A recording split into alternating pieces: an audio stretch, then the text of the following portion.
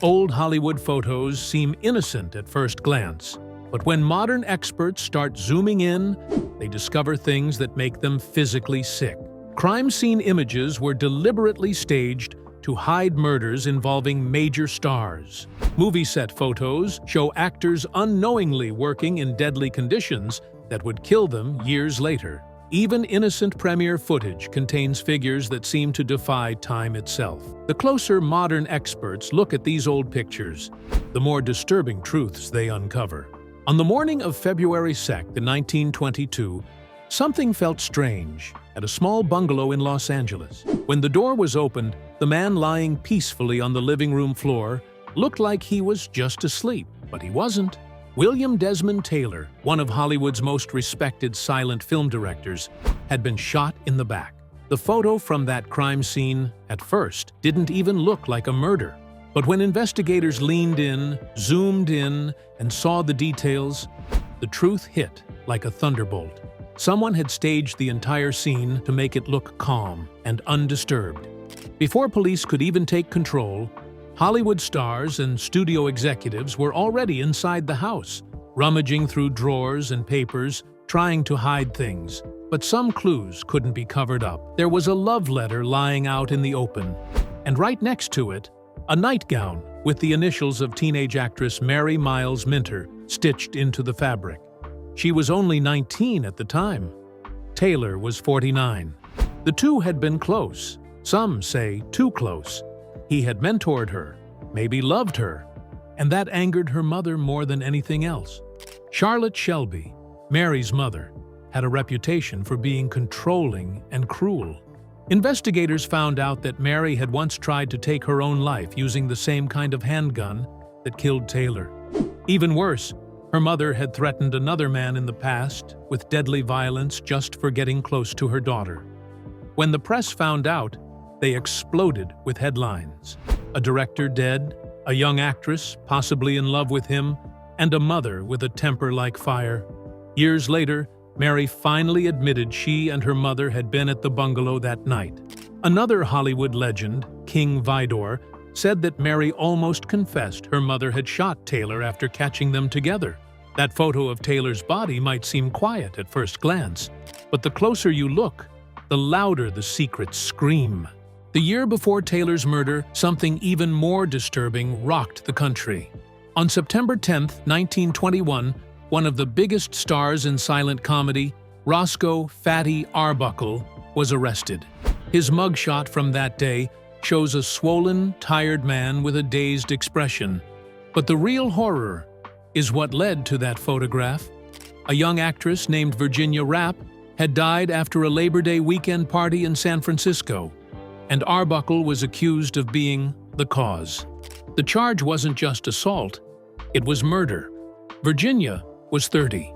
She had attended a wild party at the St. Francis Hotel on September 5th. At that party, witnesses claimed that Arbuckle pulled her into a private room. What happened next was described in chilling detail. Virginia was later found moaning in pain.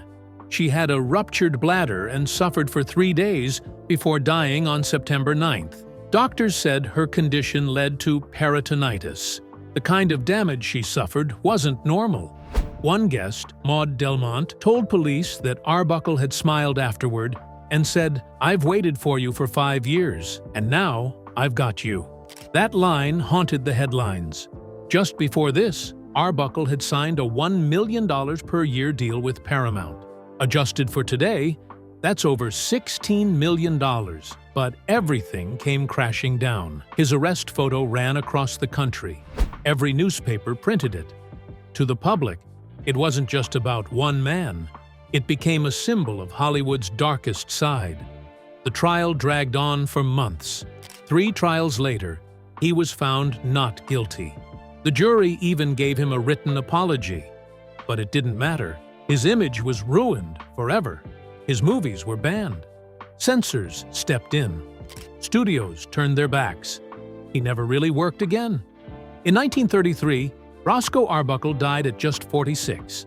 That mugshot, his eyes puffy, his mouth tight, is all that remains to tell us just how far and how fast Hollywood could destroy its own. One evening in September 1932, a 24-year-old actress named Peg Entwistle walked up the steep path behind the Hollywoodland sign. She had just lost her studio contract and a promising film role. That rejection hit her hard. By the time the sun came up on September 16th, Peg was already gone. Hikers found one shoe, a jacket, and a small purse lying near the bottom of the mountain. Inside the purse was a note that read, "I am afraid. I am a coward. I am sorry for everything. If I had done this a long time ago, it would have saved a lot of pain. P.E." 100 feet below the tall white letters, they found her broken body. The letter she had leapt from was the H. She had climbed up a maintenance ladder in the dark, then thrown herself 50 feet down. It was the last act of someone who once dreamed of being a star. Her photo from 1932 still shows a hopeful young face full of promise. But that face would soon be remembered only in connection with a tragedy that stunned Hollywood. The next day, a letter reportedly arrived offering her a new role. The character was a woman who takes her own life. That bitter twist became part of the legend. It was never confirmed, but many believed it. The timing seemed too cruel to ignore. The coroner's photo of her body being recovered ran in papers across the country, a haunting contrast to the glossy headshots from just weeks earlier. Over the years, something even stranger happened. Visitors near the Hollywood sign began to report seeing a woman in 1930s clothing wandering the area. Some smelled gardenias, even when there were no flowers nearby. That was Peg's favorite perfume. Park rangers said they heard footsteps or saw a figure vanish into thin air. People began to say it was Peg's ghost, still clinging to the dream that never came true. Almost exactly 7 years later, in 1939, something else eerie showed up on film. The Wizard of Oz had just been released. In one scene, as Dorothy and her friends skip through the forest, something appears to swing in the trees behind them. On old VHS tapes, it looked like a small figure hanging by the neck. Viewers froze the tape, zoomed in, and whispered that a Munchkin actor had hanged himself during filming. The idea that a death had been accidentally caught on camera sent shivers down people's spines. For years, no one had a solid answer. The rumor grew and spread, even though there was no record of any such tragedy. It wasn't until 1989 that the mystery was solved. In a remastered version of the film, the strange shape was still there, but clearer now. It wasn't a person at all. It was a bird. MGM had brought in live animals from the Los Angeles Zoo to make the set feel more like a real forest. One of those birds, likely a crane or emu, had flapped its wings in the background. On grainy old film, it looked like a swinging body. But it never was. Experts finally broke the illusion by reviewing the scene frame by frame. The shape moved like a bird, not a person. It was never anything more than a strange trick of light and motion. There were no deaths on that set, but people still believed the story because so many real things had gone wrong during filming. Judy Garland was mistreated. Pyrotechnics injured actors. Tin Man makeup poisoned one actor. Fake snow was made from asbestos. So when viewers saw something odd in the background, they were ready to believe the worst. On a cold January morning in 1947, a woman walking with her child near a vacant lot in Los Angeles spotted something pale lying in the grass. At first, she thought it was a discarded mannequin, but when she stepped closer, she froze in horror. What she was seeing wasn't plastic. It was the body of a young woman, cut clean in half at the waist, her face mutilated into a terrifying grin. The woman who had once dreamed of becoming a Hollywood star was now the most gruesome crime scene Los Angeles had ever seen. Her name was Elizabeth Short. She was only 22. Just a few months earlier, she had been staying in cheap hotels, hoping for her big break in the film industry. But now, on January 15, 1947, her naked body lay just feet from a busy sidewalk. She had been sliced completely in two. There was no blood anywhere around her, which meant the killer had drained her body somewhere else before bringing it here. Her arms were raised above her head. Her legs were spread apart. Her intestines had been tucked under her lower back, as if the killer had staged the entire scene to send a message. Her mouth had been slashed open from ear to ear, creating a twisted, almost theatrical smile. When FBI experts received the fingerprint scan, it took them just 56 minutes to identify her. She had been arrested once before for underage drinking, so her prints were already in the system. The newspapers ran her old mugshot the same day. Soon, everyone knew her as the Black Dahlia, a name inspired by the dark clothes she always wore, and the 1946 movie, The Blue Dahlia, which had recently played in local theaters. The coroner's report left nothing to the imagination. Elizabeth had suffered heavy blows to the head and face. Her cause of death was hemorrhaging from the facial cuts and shock from the beating. Her body showed marks on her wrists, ankles, and neck, which meant she had been tied up. Some believed she had been sexually assaulted, but tests for semen came back negative. Chunks of flesh were missing from her thighs and chest, sliced away by someone who knew exactly what they were doing. Still, there were no signs of struggle in the area. Someone had gone to great lengths to clean the body before displaying it. Reporters rushed to the scene, and one of them, Aggie Underwood, took photographs that would haunt Los Angeles for decades. Even though the pictures were black and white, they were horrifying. Many police officers who viewed the images reportedly turned pale or had to walk away. Some even threw up. The level of cruelty was unlike anything the city had ever seen. The LAPD launched one of the largest investigations in its history. They worked with the FBI, interviewed 150 suspects, and even received a chilling letter from someone claiming to be the killer. The letter included personal items of Elizabeth's, proving the sender had access to her belongings. But even with all that effort, no one was ever charged. The case remains open to this day. More than 75 years later, people still talk about the Black Dahlia. Books have been written, movies have been made, hundreds of theories have come and gone, but the truth remains buried. No one knows who killed her, and no one knows why they did it in such a cold, staged, and terrifying way. James Dean was only 24 years old when he died. On the morning of September 30th, 1955, someone took a photo of him smiling behind the wheel of his silver Porsche 550 Spider. That car had a name. He called it Little Bastard. Sitting next to him was his mechanic, Rolf Vuterick. Both of them looked relaxed, even playful. They gave a small wave, like nothing could go wrong. But just a few hours later, everything did. At 5:45 in the evening, on a lonely stretch of highway, a Ford sedan made a sudden left turn. Dean was going about 85 miles per hour and didn't have time to react. The crash was violent. James Dean broke his neck and died almost instantly. His passenger survived but was badly injured. The Porsche was crushed and twisted beyond recognition. That alone was tragic enough. But what happened next is what made experts and even skeptics turn pale. The wreck of Little Bastard didn't rest. It moved from one person to the next, and everywhere it went, something terrible followed. George Barris, a famous car customizer, bought what was left of the Spider.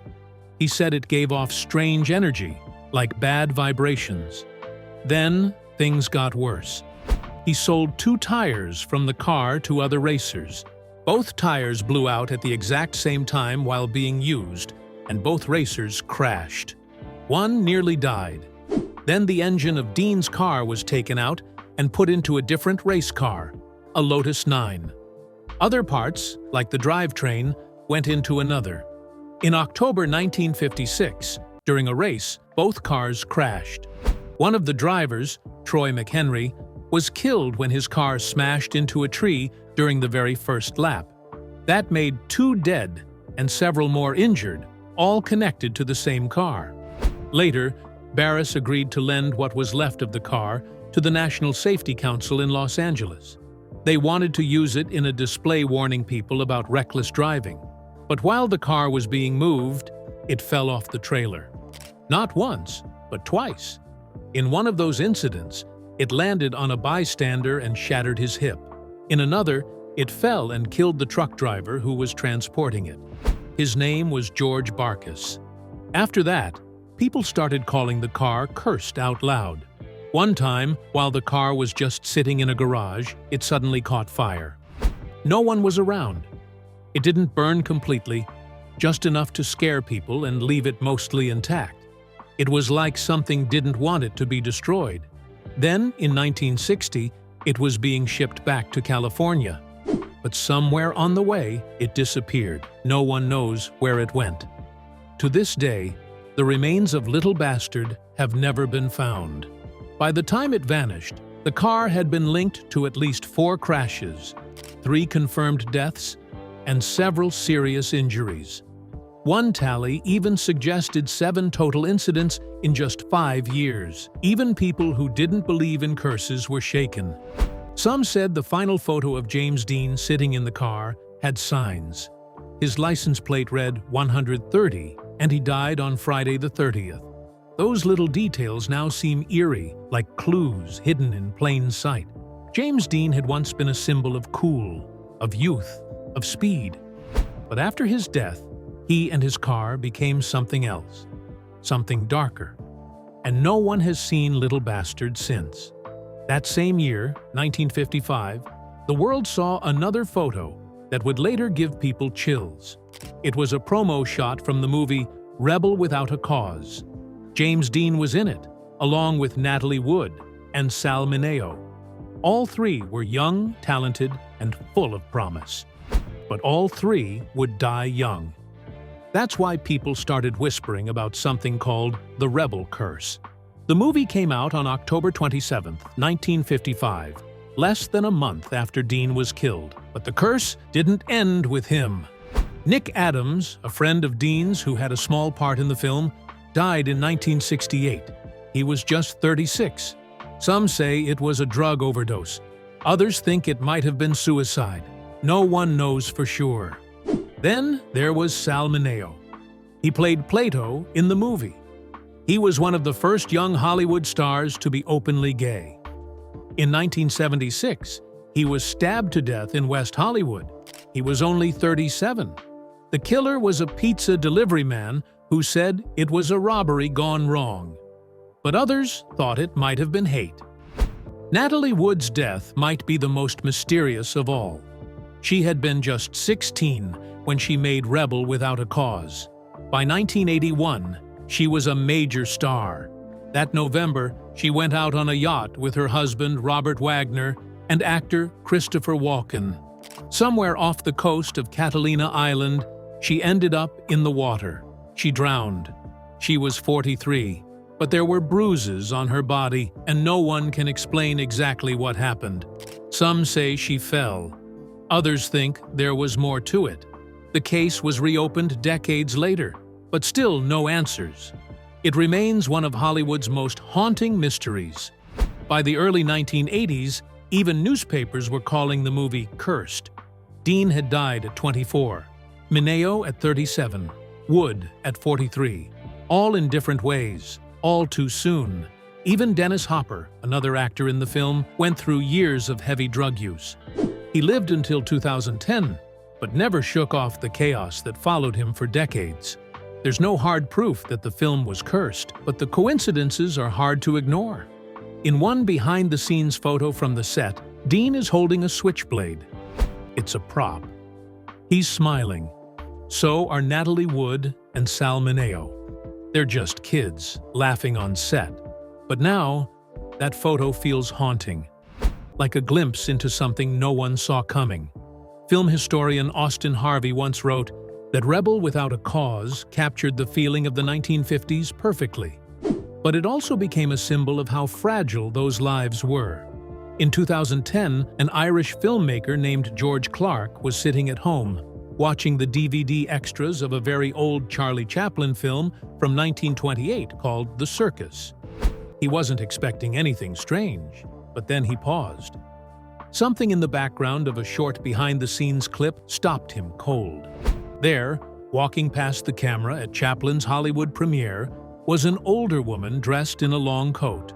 She wasn't doing anything dramatic. She was just walking and talking. But what she was holding to her ear was the problem.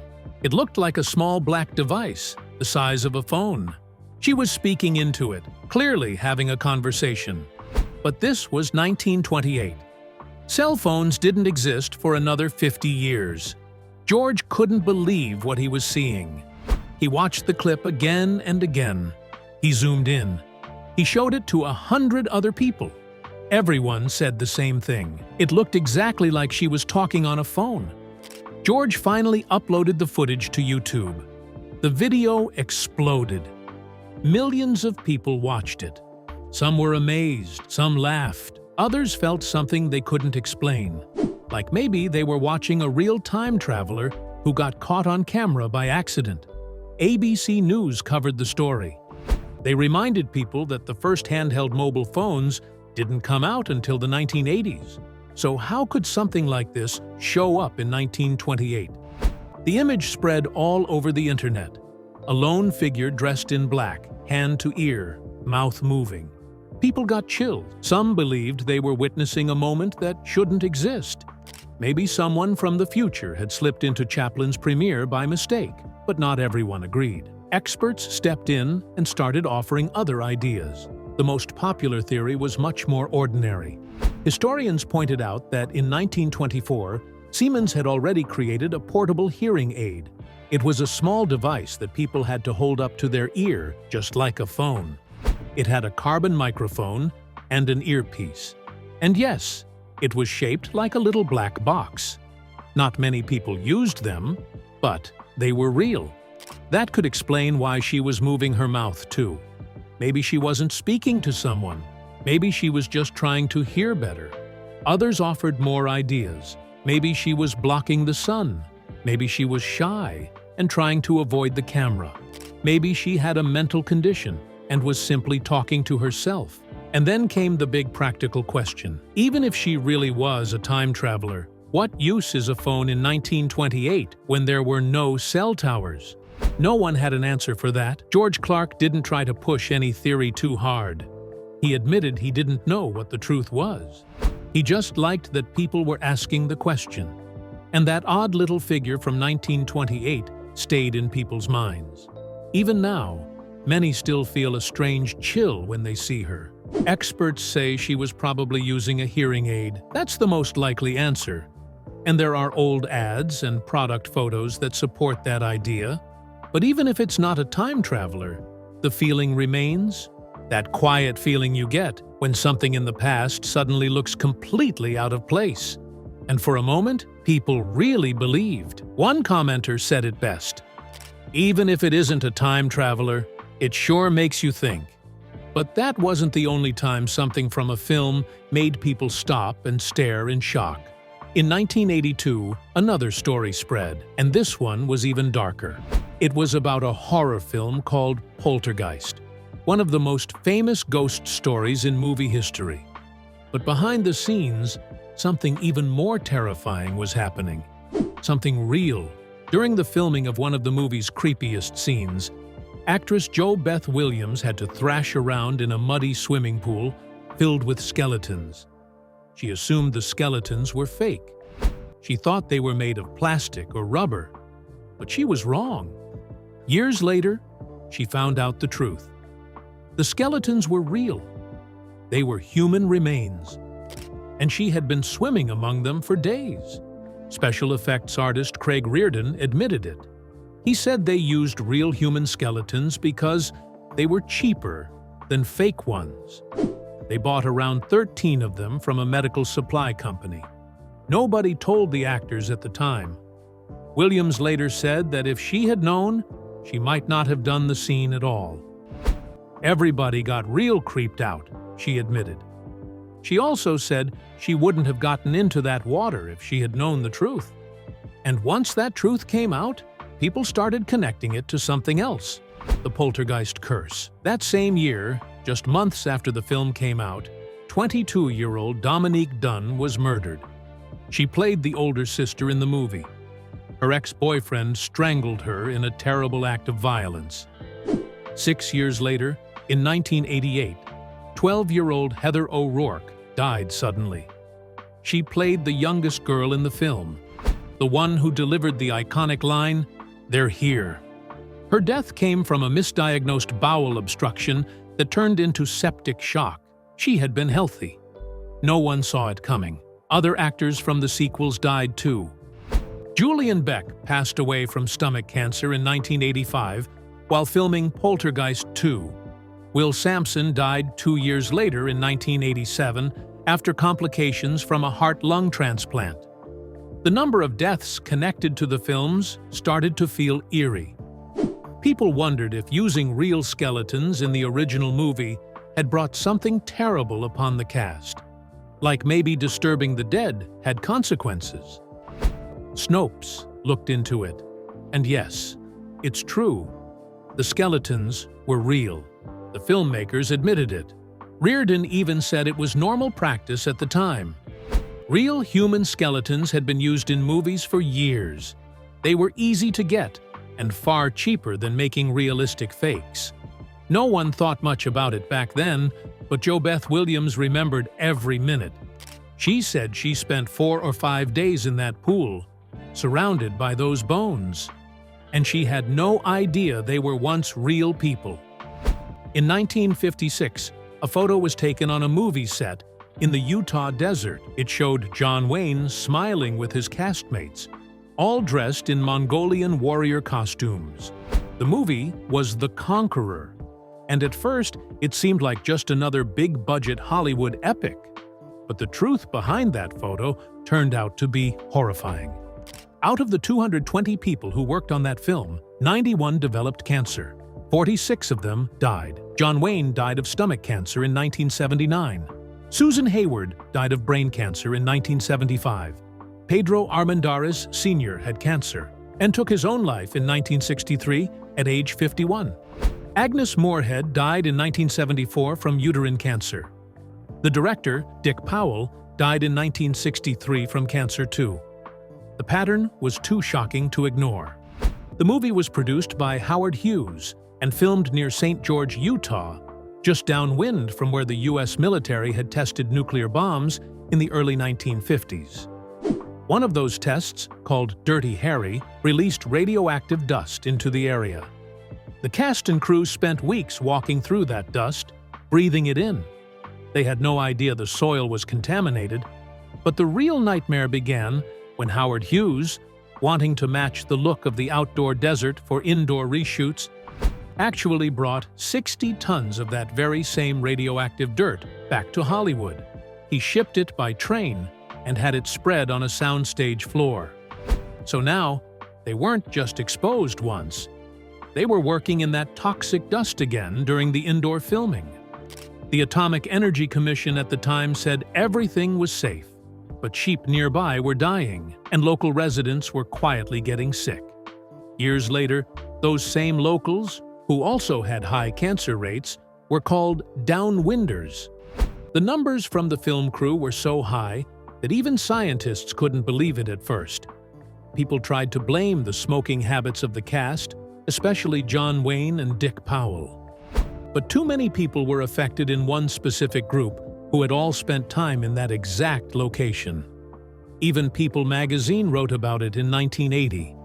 Researchers later confirmed it. 41% of the crew got cancer. Howard Hughes was said to be devastated. He tried to buy every copy of The Conqueror to stop it from ever being shown again. He also became more withdrawn from public life. In that happy photo from 1956, at least 5 of those people would later die from cancer, likely caused by what they were breathing during the shoot. One of the saddest cases was Agnes Moorehead. She didn't smoke and still got cancer. She had even written to friends saying she believed the desert radiation would kill her. That one group photo now feels haunted. It looks like a celebration of Hollywood glamour, But what it really shows is a group of people unknowingly walking into danger. They were filming a story about Genghis Khan, but the real killer wasn't a warrior. It was radioactive fallout. A scientist once said, "Not even Genghis Khan could kill that many Hollywood people." The Conqueror has since been called the deadliest movie ever made, and that desert sand, both in Utah and later inside the studio, may have glowed with more than just sunlight.